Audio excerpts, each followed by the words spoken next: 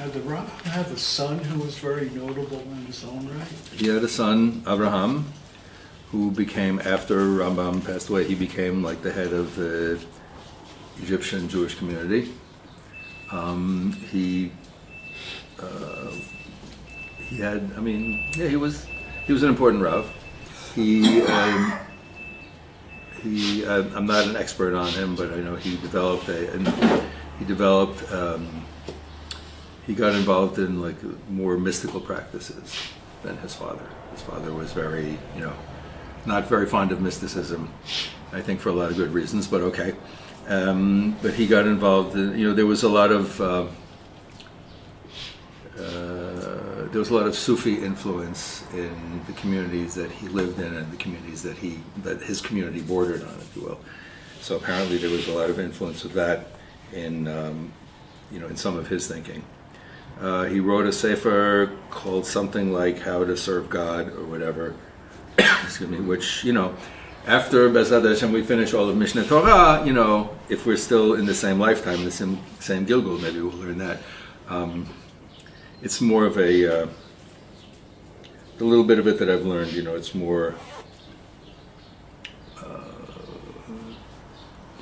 the focus more on like the emunah aspects, the faith and belief in God, and which is not to put it down, God forbid, but Rambam himself has a unique intellectual view of Torah and Halacha, which I think we need today. So, and just to kind of again refresh a little bit what we've been talking about, he's talking about the whole first parak, which we went over in great detail, which focuses on his kind of heroic view from the Midrash of Avraham Avinu as discovering monotheism, and I guess also the importance of, Rambam doesn't consider any one aspect of his thought or of Torah in a vacuum. It's not halacha instead of or as opposed to building a society. It's not building a society as opposed to serving God. It's not serving God in a vacuum. It all feeds in together. And when he says that we need the halacha for the good of the body and for the good of the soul, the good of the body comes first chronologically. And when he says the good of the body, he doesn't just mean the individual, he means the whole society, because the individual is part of the society, and we are formed by the society that we are born into and that we grow up in, which is, again, one of Rambam's big influences, Aristotle. When Aristotle says man is a political animal, he doesn't mean that we vote in elections and we go to demonstrations. He means, Shavua Tov, welcome. He means that the individual is the product of the polis, of the community in which he grows up and in which he is formed, and has one's identity is tied to one's community, and also one's societal obligations go back to serving and supporting and caring for one's own community. That's like first and foremost.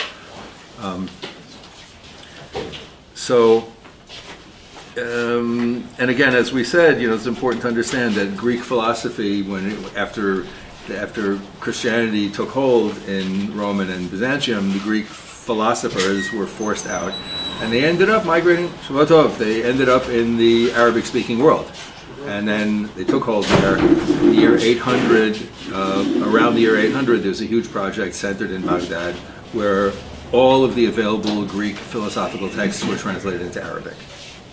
And so the great Arab thinkers, the great Muslim thinkers, were very heavily influenced by Aristotle and by the other Greek texts that had been translated. It's kind of interesting, like how much or how little of Greek literature has survived, right? I think Sophocles wrote like 140 plays, and I think 7 survived. Aristotle's complete works are available in English translation in 2 volumes that come out about this thick, but apparently it's only like a third of what he wrote. And for some inexplicable reason, we seem to have almost all of Plato. Anyway, and that thinking then really percolated through Jewish halachic and religious and philosophical thought. Notice that Rav Saadia Gaon around 900, born in Egypt, and he went to Baghdad because that was the intellectual center of his world. And so that's where, also I was close to, Surin Pompadita, and he was the first non-local to become the head of the academy. But so the point is, it's just to emphasize that there was a very strong rabbinic tendency towards independent intellectual contemplation. More than just permission, it was almost like an imperative for intellectual inquiry into the world that we live in, and to what it means to live as a halachic Jew. And a big part of that was that that our sensory experiences and the way that we interpret and understand those sensory experiences have an importance and a validity. And rather than, which was again a big part of Rambam's rejection of the Gaonim, because again, I'm kind of like very simplifying it, but the Gaonim's approach was very dogmatic. There's one way to understand the Torah, and that's it. And Rambam said, no, that's not the way it works. I mean, we see how the Torah came down to us. It came down in multiple streams, and each one of them has validity. And in fact, not only does each one of those streams that came to us have validity, but all the Torah thinking that we do on our own also has validity. And it's not a rejection of Torah to say that my approach to halacha in these particulars is different from his or yours or whatever, right? People, if you go back, again, we've said this many times, you go back to the Gemara, you'll see, the famous Gemara where somebody says, oh yeah, I went and I had chicken boiled in milk. And the Rav that he's talking to, instead of saying, what? Agoy, treif! He says, oh, you must have been eating in the town of Rabbi Yosef HaGalili. Because it's famous as a three-way machloket in the Gemara, whether chicken is meat midoraita, from a biblical perspective, meat only midorabanan, or parv. Rabbi Yosef HaGalili said it was parv. And nobody said, you're wrong. They said, okay, we don't paskin that way. But when we're in your home, we'll eat whatever you serve us. So, chapter 2. Ikar hatzivui ba'avodat kochavim. The essence of the commandments forbidding the worship of false gods is not to serve any of the creations. Not an angel. Not a sphere. No, the sphere, we're talking about this so-called 9 spheres, the celestial spheres, right? That had the moon and the planets and the stars and the angels and so on and so forth, right? Not a star, and not one of the 4 elements, nor any entity created from the elements, even if the person worshiping them knows that God is the only true deity and serves the created being in a manner in which Enosh and the people of his generation worshiped the stars originally. He's considered to be a worshiper of a false deity. So remember that Enosh, going from the Midrash, actually that Rashi uses, and I think it's, as I understand historically, Rambam did not know the writings of Rashi. So they did not get to Egypt within Rambam's lifetime, as far as I understand. But it was a very widespread, the Midrash that says that uses the interpretation of the word ehal. It began to mean hal as in chol, like chiloni, like not that they began to worship God, but that they debased the worship of God, right? And so the interpretation is that instead of worshiping God, they said, oh, we can't worship God, but we'll worship the sun, because God created the sun. The sun's so important. If it's so important to God, it should be important to us. The Torah warns us about this, saying, Pen tisar enecha hashamayma v'ati et hashemesh, and so on and so forth. V'rata et hashemesh, and so on and so forth, right? Lest you lift your eyes to the heavens, see the sun and the moon and the stars, and worship them, which are the entities that God has apportioned to the nations. Meaning, it's not clear. Does it mean that it's okay for the Goyim to worship the sun and the stars? I think that's what it means, because I think what the Torah is telling us, again, kind of following my understanding of Rambam's approach, like you have to meet people on their level. If somebody worships the sun, okay, it's not God, but at least that person understands the concept of worship. And so there's an opening to begin to educate them. Remember, Rambam says very famously in a few places, right, that you have to teach certain people on a very, very low level. Women and children, for example, at a very, very low level. That's not because they're inherently stupid. It's because they haven't been educated yet. And he says, when they're more educated, you teach them on a higher level. So it's, if somebody's worshiping the sun, at least they're worshiping. But they're worshiping in terms of magic. Meaning? Meaning they think they could change the sun according to what they wanted. It's not worship in a religious sense. It's magic. First of all, how do you know? Secondly, we're not so different. You think not? If we're not, we're in trouble. We are in trouble. Why do we say every morning of the year, why do we say the Shir HaShalyam? Az Yashel Moshe, right? Going through Yam Suf, right? Why do we say that? It's preceded by the sentence, Vayar Yisrael et Yad HaGedolah Asher Asa Adonai LeMitzrayim, Vayar Mitzrayim met Asfat Hayam, Vayiru Ha'am et Adonai ve'aminu b'Adonai Moshe Avdo. Right? Israel saw what God did and saw the dead Egyptians, and when they saw it, they believed in God and they believed in Moshe. And those of you who remember, who may or may not have been taking notes at the time, in the beginning of the 8th parak of Hilchot Yisodei HaTorah, Rambam says, we don't understand why Moshe did all of these miracles in the Midbar. Moshe hit the rock and the water came out. That was not because Moshe wanted to impress us with the miracles. It was because we needed water. How else were we going to get water except through a miracle? That Paro and the Mitzrayim had to be done away with, and we had to get out. The only way to do it was to split the sea. And so Moshe waved the stick, and the sea split. And so first of all, people say, what do you mean Moshe did miracles? God did the miracles. So the fact is that we saw Moshe doing these things, and we thought that he was doing magic. And we still think that today. And that's why the rabbis have us repeat that every morning of our lives, to warn us that if seeing is believing, we don't believe. Am I making sense? If you have to see it in order to believe it, you don't really believe. And it's a constant challenge. He did that through Hashem. That's what we say now. Go back to the text. What happens right before Kriyat Yam Suf? We're running away from the Egyptians, right? Remember? Right? Okay? We read this every year. We're running away from the Egyptians. We're running away from the Egyptians, and we get to the edge of the sea. And what does Moshe say to us? Anybody? Jump in. No. What does he say? Yatzvu u'u et Yeshuat Hashem. Stand still and watch, and God is going to save you. Do you guys remember this? And what does God say to Moshe? Ma titzak alai. What are you calling? What are you yelling at me for? Tell the people to go forward. So Moshe tells us God is going to save us. We don't know what's going on between God and Moshe. God says to Moshe, no, I'm not, you all got to do it. Moshe comes back and says, sorry guys, change of plan.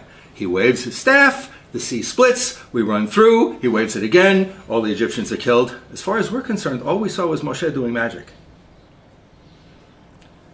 Pay attention, okay? I just saw some of the context of the plagues that preceded it. It's not in any context. We see Moshe doing magic. It's not an isolated event. We see Moshe doing magic. We have I don't no call it magic. I just okay. Well, Rambam does. Rambam says that we saw Moshe doing all these things, and we said, "Oh, Moshe's doing all these miracles. It's amazing." And I think that that's why we have to remind ourselves every morning that if seeing is believing, we're not believing. We need to transcend that. But magic is in a context by itself. Make this pencil disappear. Moshe waves his stick. But it's also in the context of experiencing the plagues as well. Well, not according to Rambam. Why do you think that? Sorry? Why do you think it's got to do with the plagues? The plagues were one thing that got them out of Egypt, and this is getting them away from the Egyptians. It's two separate instances. And I'm saying that Rambam tells us, we saw Moshe doing these things, and it's like we thought he was doing magic tricks. It took our action. One guy had to jump out and get up to his nose. That's it. Midrash, okay. I'm telling you. I'm not making this up, and I'm also not trying to, argue every single point. I'm saying that Rambam has reminded us that we are prone to magical thinking. Okay, so when we say that if a non-Jew worships the sun, it's not real worship, I think we have to be careful about making a statement like that. First of all, we don't know what's in other people's minds. And secondly, we're not so perfect. I don't know about any of you. I'm not so perfect. Okay, I'll just put it that way. Okay, and Rambam warns us that we're not so perfect. But it's not about being perfect. It's about the context in which an event occurs. Someone praying to the sun, they're looking at the sun as the end-all and be-all. No, not according to this. Right. No. He says somebody prays to the sun, understanding that there is a higher power, but that person who's praying to the sun doesn't have the access to the higher power. All that, because, again, this is something like comes up in Yehuda Levi and Rambam, and throughout the ages. It's impossible for a human being to conceive of something that we don't have a physical experience of. That's why we anthropomorphize God. That's why we see God with the hand and the nose and the head and the feet and so on and so forth, because how else can we conceive of a being unless it looks like us? Or we say, well, it doesn't look like us, it looks like a very large bull with big horns, or it looks like a huge turtle or a big elephant or whatever, right? So it's very hard to have a relationship with a transcendent, we can't even call God a being, right? So how do we have a relationship with a transcendent thing that we can't even call a thing? And there are Jewish philosophers who argue with Rambam, who say, well, Rambam you say that you can't describe God this way, and you can't describe that way, and you can't describe the other way, and we say you can't even say God exists, because to attribute to God the attribute of existence is already somehow to diminish and to contain God, right? So all I'm saying is that Rambam struggles with this, invites us to struggle with it, to engage with it. And I think that it's something that we need to bear in mind, that, we have to examine our own relationship to our own belief system. And we have to, when Rambam says when this pasuk that says, it's in Devarim, it's in the book of Deuteronomy, it's not like me making something up, right? It says, don't worship the sun and the moon and the stars, which I have apportioned to the other nations. And the question is, did it apportion it to the other nations so that they could worship the sun and the moon and the stars? And is that right for them? In our context, in the context of Tanakh, right, right, that the ultimate goal of Tanakh is to unite all of the world under the kingship of God and the notion and the knowledge of one God. So is that a way station?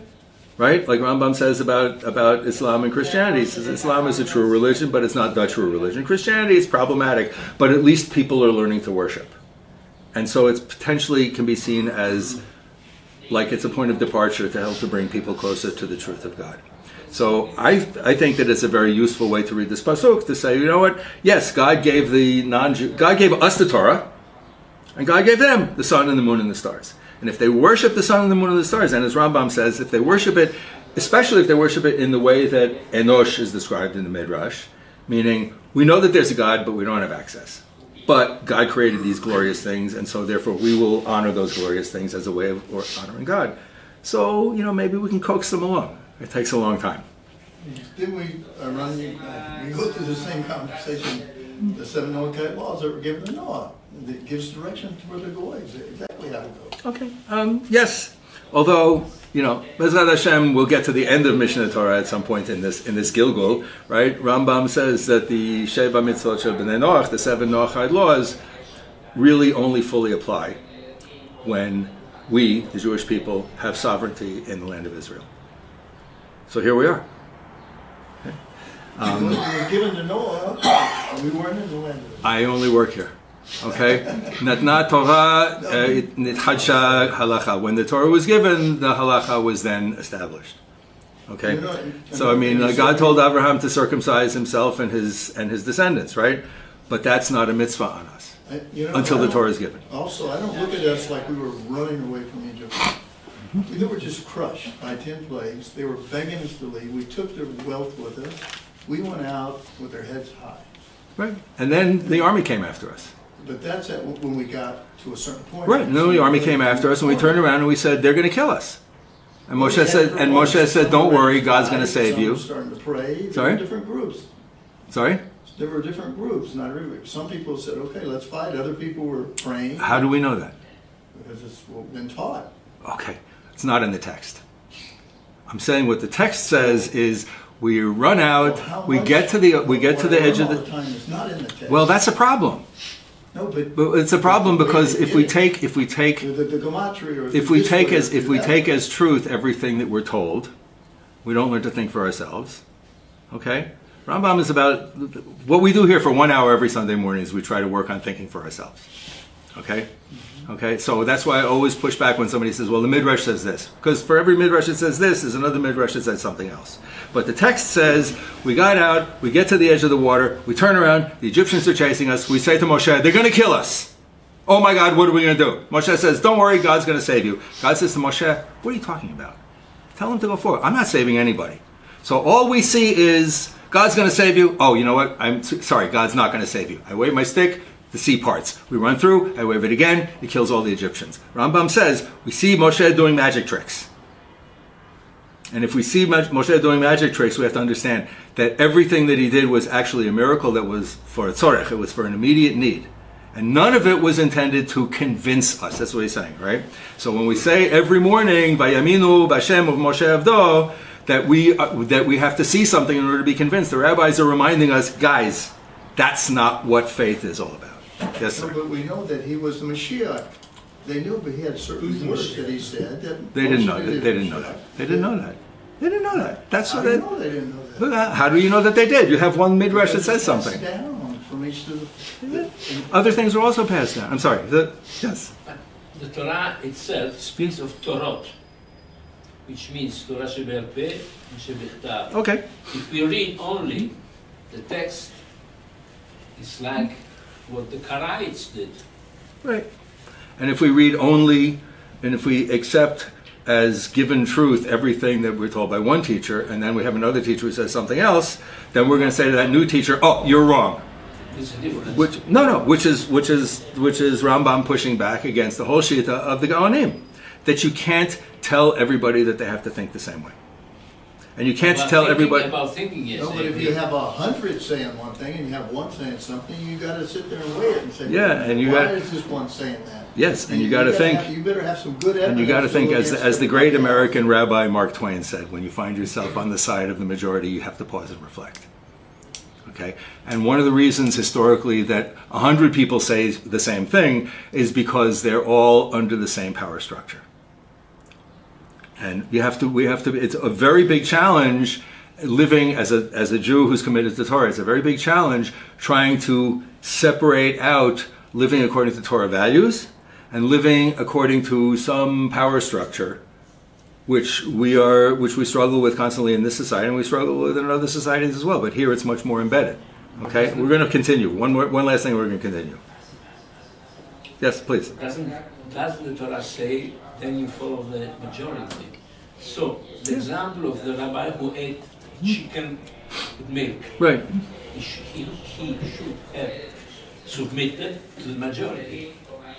You know, in those days, that had not been codified yet. They were still in the process of figuring it out. Now it has. So now it has, right? Except Yemin, small Yemin. But you No, see they this say in the the right Gemara is all the wrong, time. and wrong is right. No, but it's not. There was not a question of right and wrong. In the days of the Gemara, in the days of the Tanaim, we're not talking about right and wrong. We're talking about they're still in the process of. You know, there are two things that go hand in hand, and this is part of what I'm saying. It's very important for us to keep it clear, right? That on the one hand, we're building a way of serving God. And along with that, and really in tandem, just like the neshama and the guf, the soul and the body together, we're building a society. So the society has to be able to function. You can't have one person in charge of the whole society. You have little communities. So you can't say in one community, oh, you only wait 3 hours between eating meat and dairy, you're goyim. You can't say that, right? You can say, fine, okay, but I'm going to wait 6 hours before I eat the ice cream because that's what I do, okay? So we had the famous, I think you quoted it, right? The famous thing between Beit Shammai and Beit Hillel that they disagreed on certain fundamental things and at the same time they intermarried with each other, right? And they did it keeping respect to their own respective shitot, but fundamentally they're part of the same greater polity, which is Am Yisrael. Okay. Also, all of this, and it's something we need to always remember. All of this discussion about meat and chicken and dairy and this and that and ichveis vos, right, and Shammai and Hillel, this is all in the context of being in galut. So in Galut we have additional issues that we have to be mindful of and have to, enforce, if you will, in order to stay together as a people, right? Now we're here. We have a bunch of other challenges, and one of the big challenges is how do we tease apart what is Galut, but no longer necessary, or maybe not even appropriate today, from what is fundamental to Torah, and how are we going to build our future? And what I see here is there are many cases that I see where it feels to me like people are trying to reinforce the past instead of trying to build towards the future. So, here we are. So,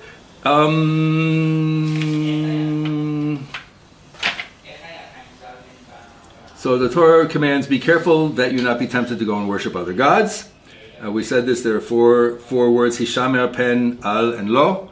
Right? When the Torah uses one of these four words, hishamru lechem pen yifteh levavechem, be careful lest your mind turn towards them. Hishamer, pen, lo, and al, those are words that introduce a mitzvah lo taseh, that it's a biblical prohibition to do these things. Okay. The worshippers of false gods. One second, please. Can we understand what worship means? Well, fundamentally, worship means to serve a god in the manner in which it is typically served. So, if the worshippers of the god of the paper cup, if the way that they serve the paper cup is that every morning at 9 o'clock they come and they put a pencil into the cup and they say a little magical formula and then they take it out, that's considered serving that god. So if I come to this paper cup and I say, oh, I understand that this paper cup is a god, and I pour wine in front of it, I haven't served it. I sacrifice a goat in front of it, I haven't served it. Okay? So it's actually very ma'asi. It's not an intellectual or an inner spiritual process.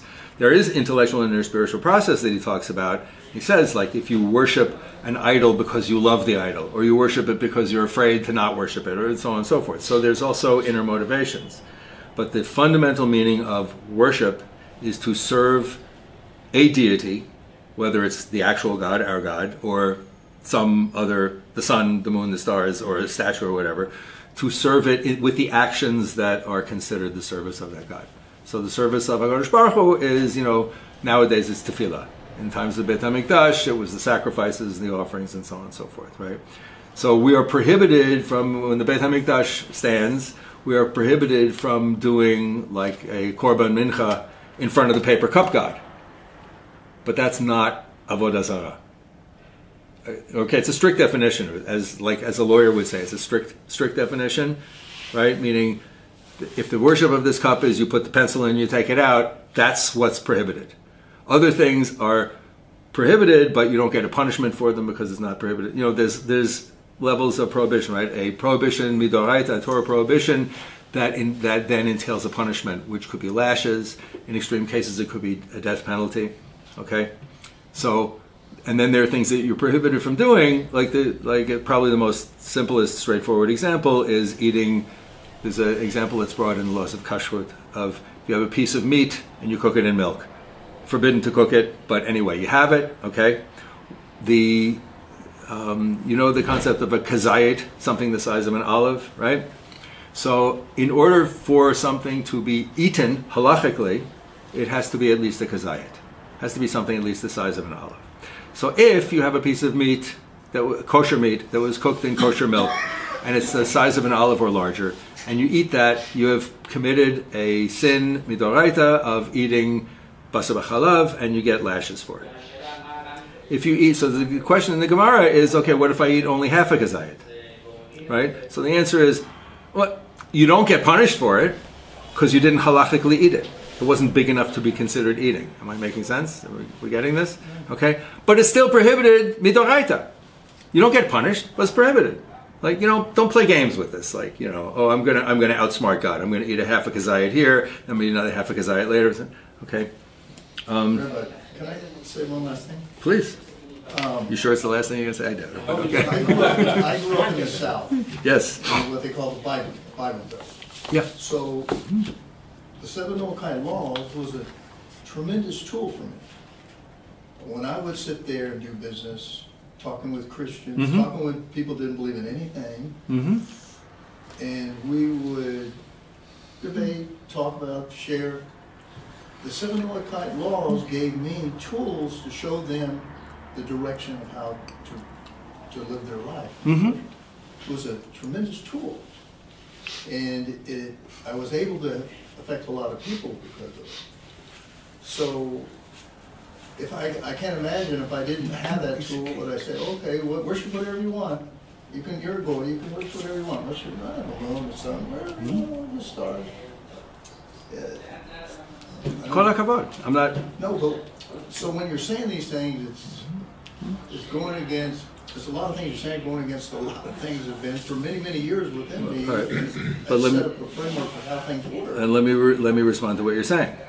What you're saying is, I think, exactly what I was saying. What you're saying is that you were dealing with Christians, Bible-thumping Christians, and you would sit. And people didn't have any idea, gave them direction. And you were sitting there speaking to Christians. Let's start with the Christians. You're speaking to Christians, and you said, well, I'm a Jew, and in the Torah we have these things that are called the 7 laws of the children of Noah. And bum, bum, bum, bum, bum. And for a lot of them it was a revelation. It was an eye-opener, right? So that's exactly what I said about this pasuk, about going worshiping the sun and the stars. They have a point of departure. They understand the notion of some higher being that they worship. And you gave them guidance. So you were able to, from the point of departure of somebody who already understands the concept of worship, you helped them to refine that. You said, well, let me share with you what the Torah teaches us about that. You didn't say to them, oh, Jesus, nonsense. You said, let me share something with you.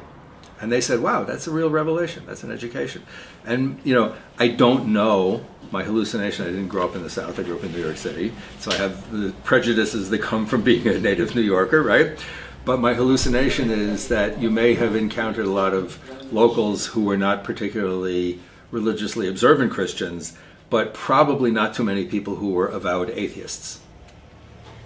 Right? People would just say they didn't feel like they had a connection. They didn't talk about it. They didn't go to church. They didn't go to anything. Right? Probably not too many people who were dogmatic about being atheists. But I would share with them. It was received usually differently by the dogmatic. Yeah.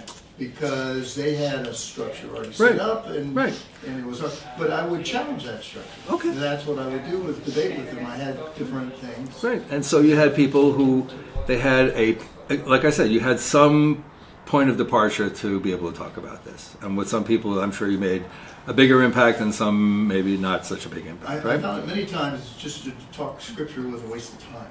Right. But talking about. I try and put it on the most basic levels. I would sit there and say, okay. Is this a private conversation? I mean, Okay. let's learn. Okay. You can debate that with the Rabbi afterwards. So all of these prohibitions have a common thrust, which was lo yipaneh achrei avodat kochavim, not to turn towards avodah zarah. So again, Rambam wrote this in Hebrew, so he chooses his words very carefully, right? Lo yipaneh, right? To paneh means to turn towards. The first place that we see that in the Chumash is, anybody? Cain and Hevel, where God panah lehevel and did not panah to Cain, right? Meaning turned towards, meaning gave consideration to, meaning accepted, right? So it's the notion of this, he said, common thrust that we should not pay attention to idol worship, and whoever performs a deed that reflects his concern with idol worship is liable for the punishment of lashes. Again, punishment is administered only for the violation of prohibitions by actual deeds. Okay? And there is one shita of understanding this line of Rambam that we could actually be liable for punishment for a thought, for saying to ourselves, oh, that cup is actually God. Okay? How people are going to know that, don't know, but okay. The worship of false gods is not the only subject that we're forbidden to pay attention to. Rather, we're warned not to consider any thought which will cause us to uproot one of the fundamentals of Torah. We should not turn our mind to these matters or think about them or be drawn after them. In general, people have limited powers of understanding. Not all minds are capable of appreciating truth in its fullness. Accordingly, if a person were to follow their own thoughts, it's possible that they would destroy the world because of their limited understanding. Okay? So I think part of what he's saying, so let's finish this paragraph, which is actually kind of a long paragraph, but what are we saying? There are times when a person will stray after star worship, and times when one will wonder about the oneness and unity of God, and perhaps God is one, and perhaps God's not one, and one person might also wonder what exists above Shamayim, above the heavens, and what exists below the heavens, and what was there before there was time, and what will there be after time. So these are all kind of the things that, as we say, college sophomores stay up until 3 o'clock in the morning, really, wondering about and agonizing over, right? One might wonder about prophecy. Maybe there's such a thing as prophecy, maybe there's not such a thing as prophecy, and one might even wonder about the Torah. Maybe it comes from God, and maybe it doesn't come from God. We have all these scholars who said, oh, no, we found that this person wrote that chapter, and this person wrote that chapter, and these guys wrote this and that guy, because, obviously God doesn't have the capacity to write one text from different points of view and using different literary styles, right?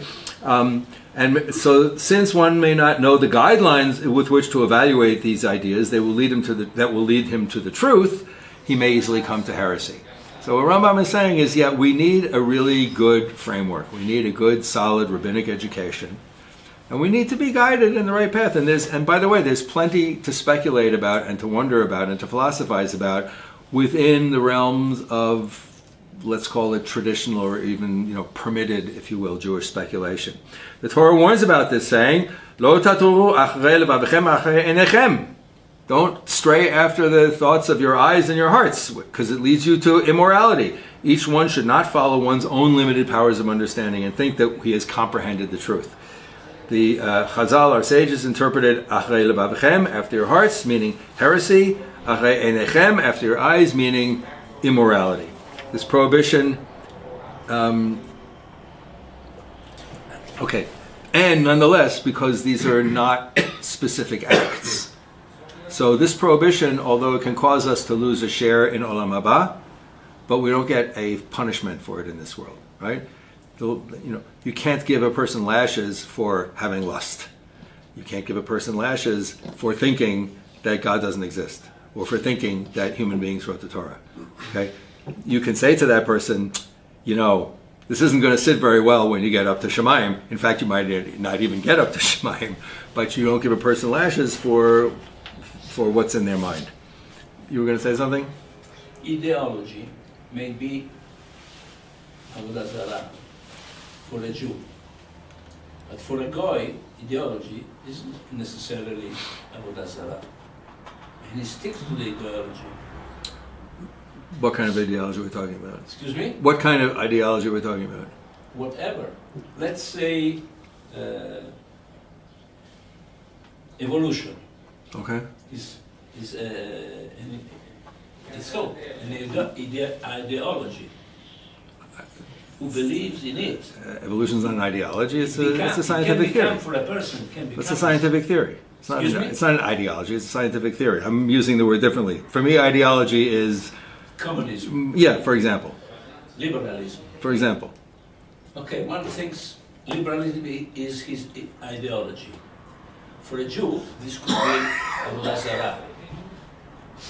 So that's an interesting question, right? Because we know a lot of very frum Jews who are committed liberals and committed communists and committed conservatives and committed neocons and whatever, and they all daven together in the same minyan, right?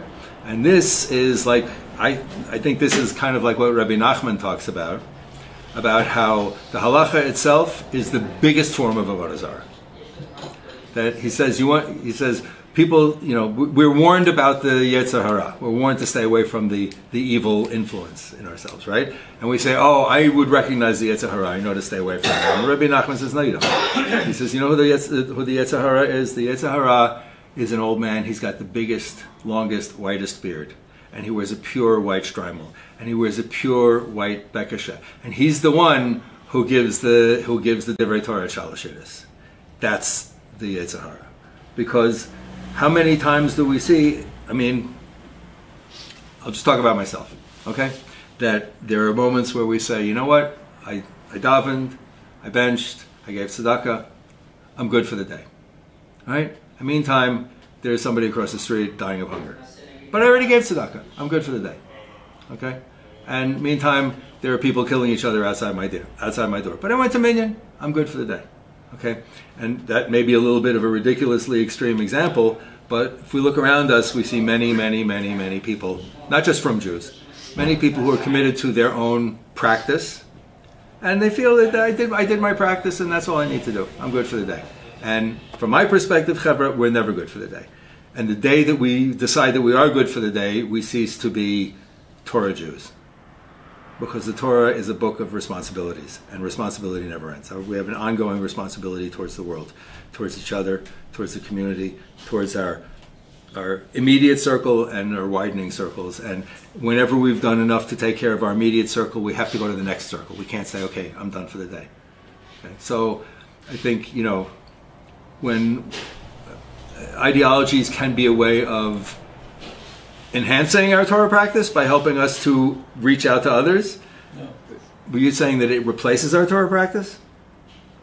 Meaning, I'm going to be a communist instead of a from Jew? With ideology, you take Lapid and Ben Gvir. They stick to the ideology. Okay. I think ideology for itself is something wrong. But they're politicians. They're professional ideologues. That's what they do. Take Satmar, Chabad, Gur, Lubavitch, whoever. They have an ideology. Yeah, I'm not going to argue that. I think what you're kind of supporting my point, which is the fact that we all go to minyan together and put on tefillin and give tzedakah in the same pushka, doesn't mean that we're doing anything to make the world a better place, right? Okay. The commandment forbidding the worship of false gods is equivalent to all the other mitzvahs.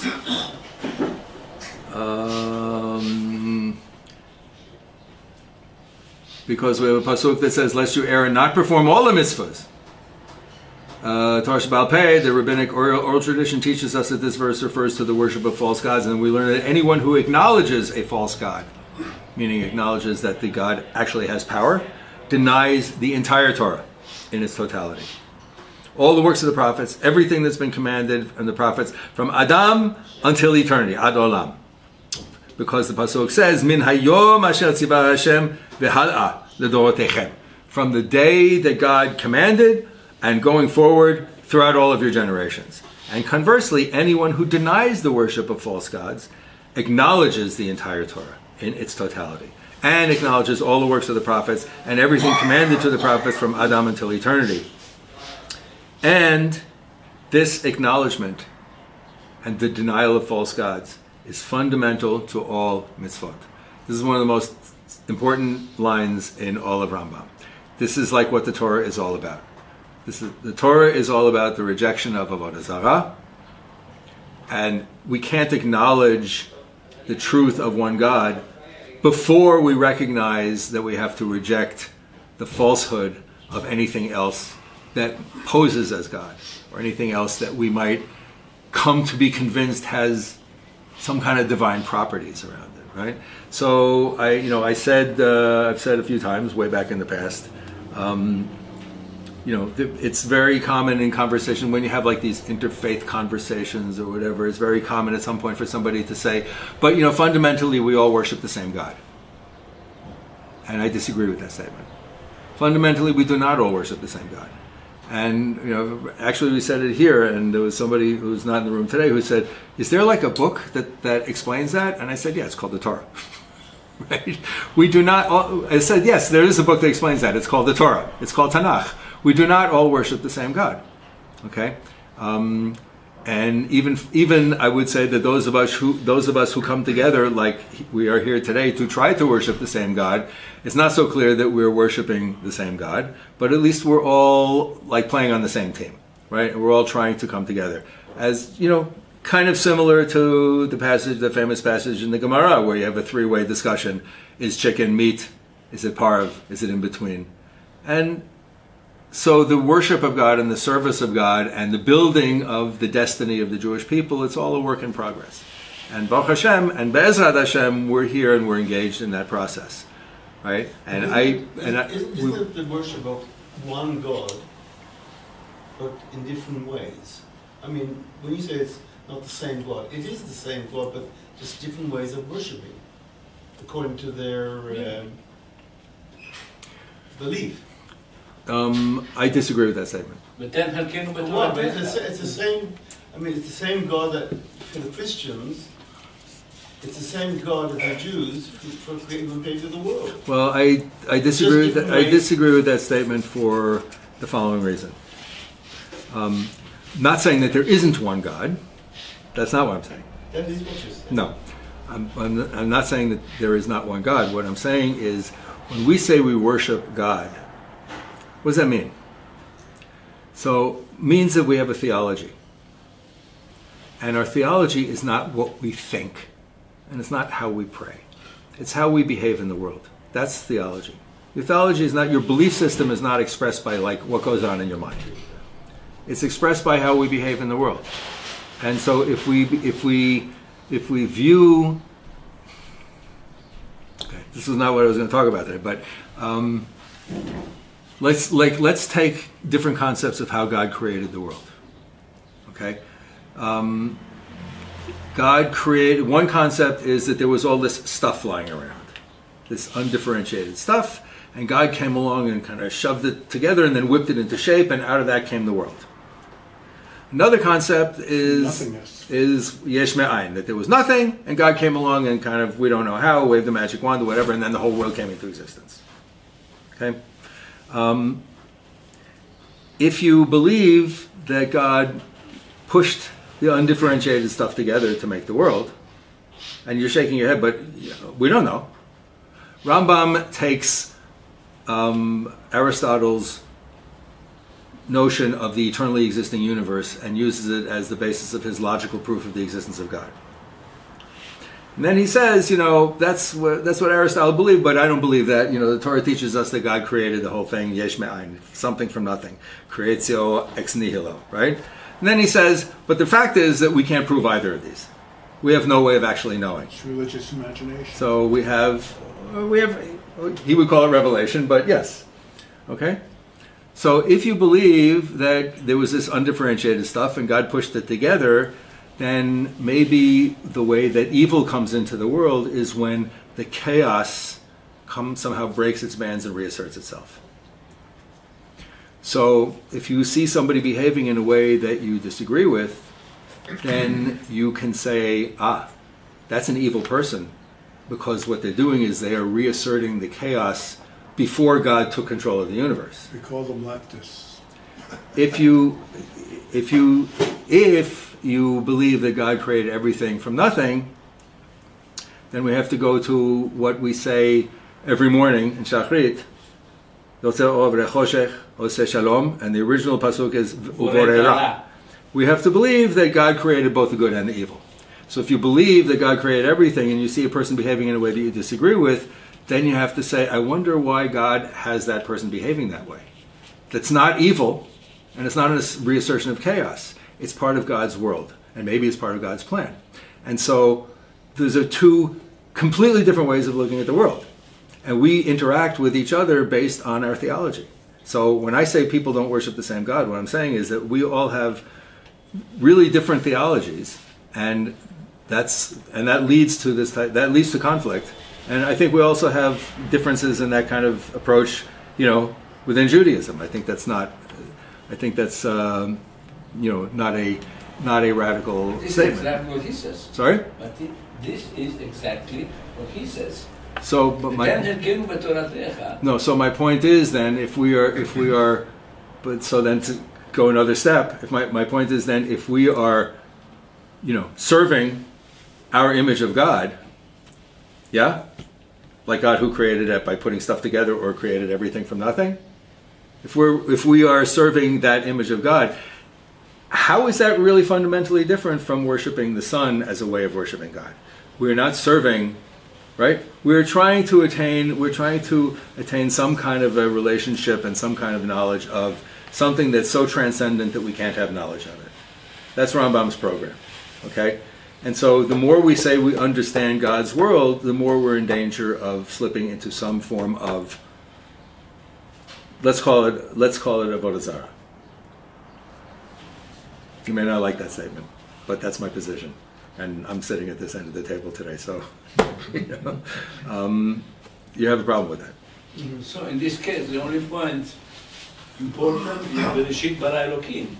So If one But it's the believes, same, it's the same Torah, in the sense of the 5 books of Moses and Tanakh, I suppose, right. that they follow as well, just that they've got a different way of worshiping it.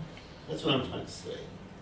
It's one God who produced the world and the Torah, but they look at it in a different way.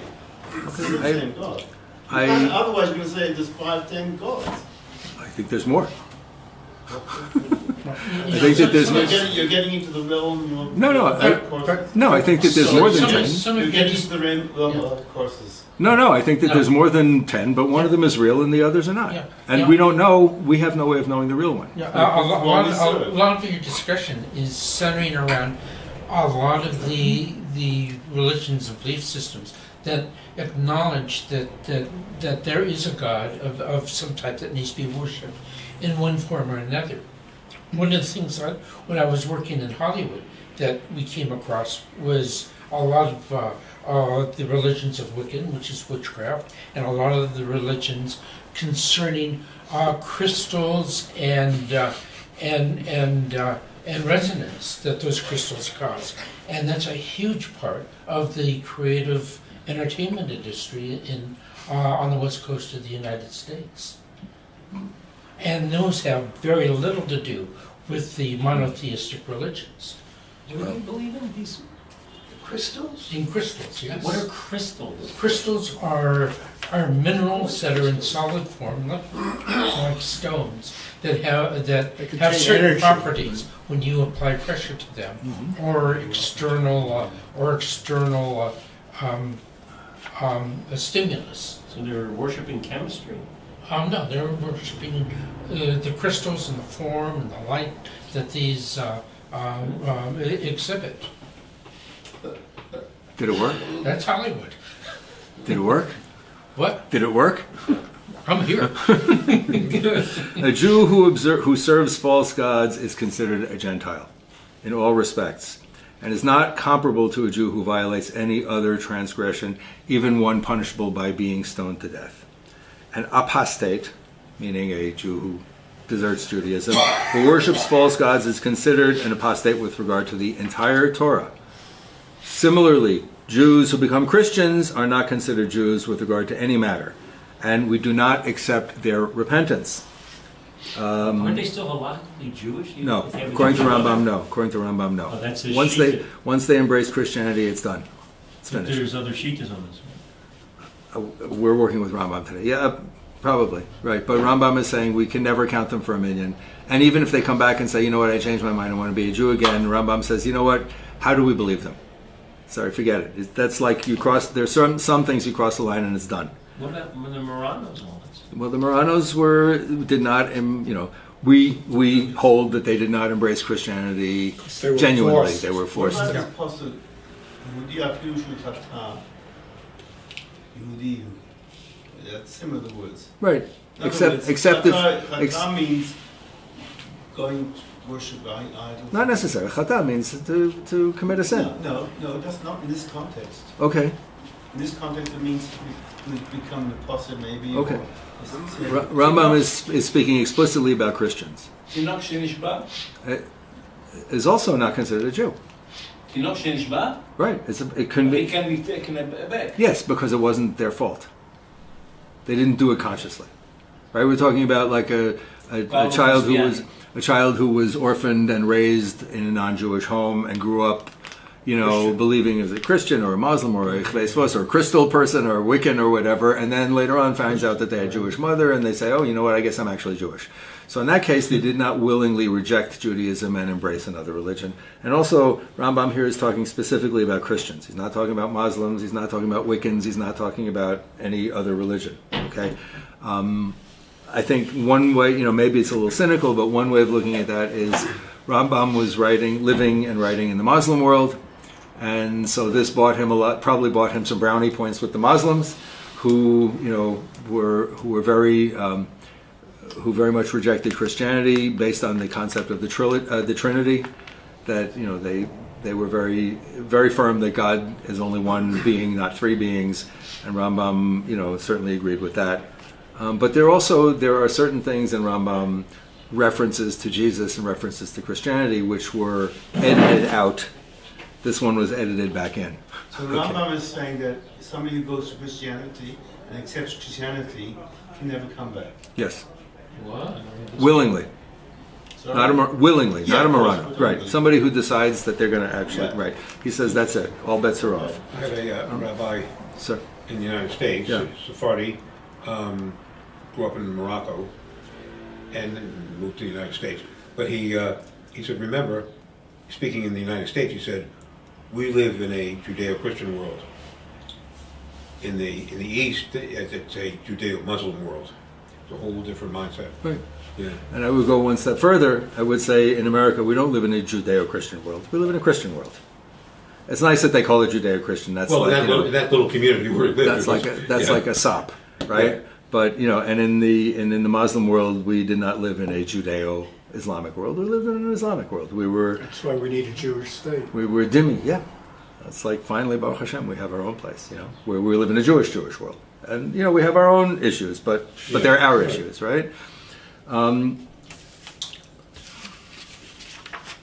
are we doing? I have Okay. a question. According to Jewish law, if your mother was a Jew, by definition you are a Jew At birth. regardless of At what birth. you believe.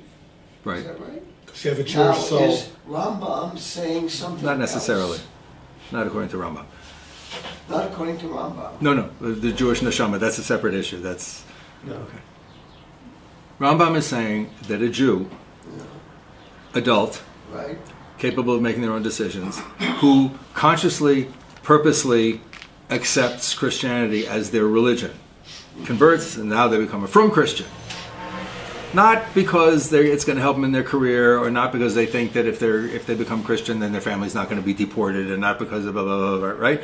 But, that somebody who genuinely accepts Christianity as their religion, that's a bridge too far.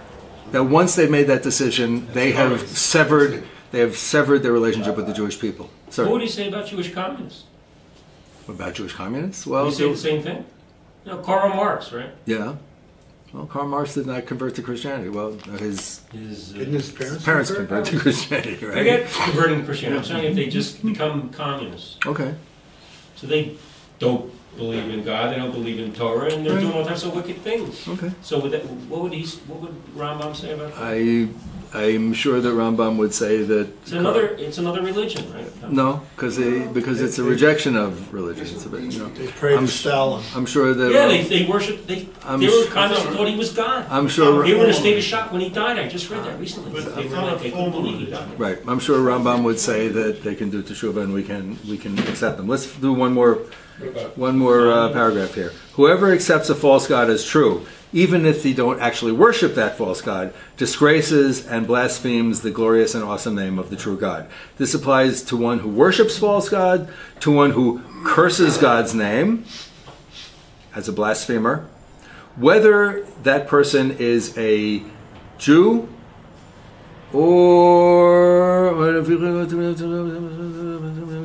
or a ger. Okay, so ger in biblical terms means a non-Jew who's part of our community, right? It means like, for example, the Palestinian citizens of the state of Israel, okay? They're part of our society, they're part of our community, they're not Jewish, but they accept Jewish sovereignty, okay? So Palestinians accept Jewish sovereignty. Palestinian citizens of Israel. Therefore, a person They who don't accept worships... sovereignty. They accept that they live here, they have their citizenship, No, that's they have the problems. Therefore, a person who worships false gods is to be hanged, just as one who blasphemes against God is to be hanged. Both are executed by being stoned to death, meaning they're stoned to death and then their body is hung up, right, as like a warning, right? Therefore, I've included the laws applying to a blasphemer in Hilchot Avodat Kochavim. Both deny the fundamental principle of Jewish faith.